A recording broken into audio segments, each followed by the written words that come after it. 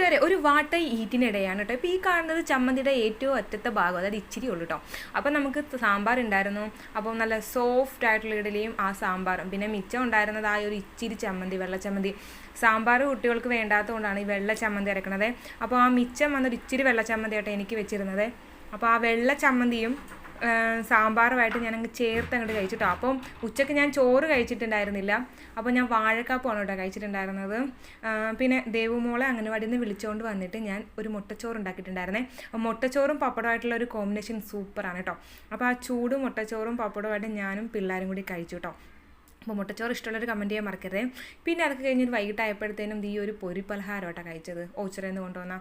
അപ്പോൾ അത് കഴിഞ്ഞ് വൈകിട്ടായപ്പോഴത്തേനും അച്ഛൻ വന്നപ്പോൾ ചോക്കോബാർ കൊണ്ടുവന്നിട്ടുണ്ടായിരുന്നേ. അപ്പോൾ ചോക്കോബാർ കഴിച്ചു. എൻ്റെതും എൻ്റെ ഇളയാളുടേതും ഞാൻ തന്നെയായിട്ടാണ് കഴിച്ചത്. അപ്പോൾ അതിന് രാത്രി ആയപ്പം ഇച്ചിരി മിച്ചം ഉണ്ടായിരുന്ന മുട്ടച്ചോറും, അത് രാത്രി ആയപ്പോൾ മീൻകറി ഒഴിച്ചുകറിയും പപ്പടമായിരുന്നു. അപ്പോൾ ഇന്നത്തെ വീഡിയോ ഇത്ര.